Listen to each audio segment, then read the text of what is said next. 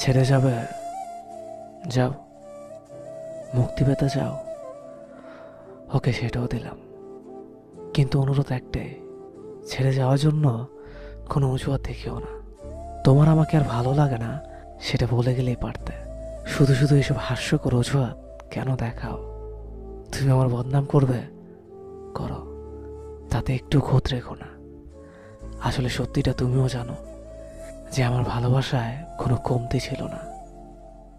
তোমার time pass করা লাগলে অনেক কিছু ছিল, শুধু শুধু কেন আমাকে তোমার টাইম পাসের জন্য বেছে নিলে?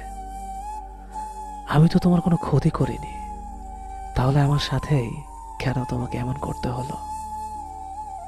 সবশেষে একটা কথা বলতে চাই, কাউকে কষ্ট দিয়ে সুখে থাকবে সেটা ভেবে থাকলে ভুল ভাবছ।